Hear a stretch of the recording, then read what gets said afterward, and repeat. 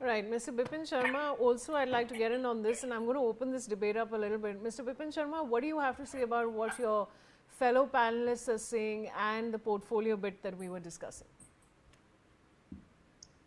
You see, first of all, I would say that there are some very, pertinent issues that need to be addressed.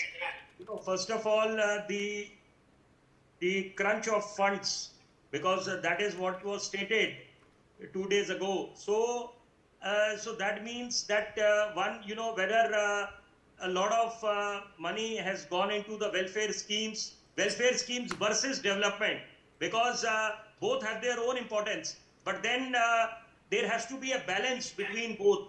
So that is one aspect. Secondly, everyone would, because there are two camps now, and that is quite evident. There is no second thought about it, and no one can deny. So, in such a scenario, like I said earlier, that, everyone would like, both these camps would like to have their contenders in the, as the front runners, for the good cabinet berths. So, that aspect, keeping in mind, the other aspect is that this particular selection of DKS is not just for 2 years. It is also kept with the view of, Congress going into elections in 2028. So then, hypothetically, assuming that Congress wins the election, so whether DKS will continue, that is, his probability becomes higher of assuming the chair of the CM. But then the other scenario also you cannot reject, because he would be under tremendous pressure, keeping in the consideration the point that DKS has less support of the MLAs compared to Siddaramaiah. So now, if he fares well, so definitely it would be a complete win-win situation for him, because then there would be this very strong probability of him continuing as the CM if in case Congress wins the next assembly elections. So, but then you should never undermine your opponents, because BJP is also fully charged up, considering that there has been infighting, and the infighting has come out in the open. So, and no one seems to be in a denial mode. It's just a matter of few days when this official oath-taking ceremony of DKS would take place. And then, of course, now whether there would be, some sort of discontentment amongst those who don't actually get the ministerial berths, that of course time will determine.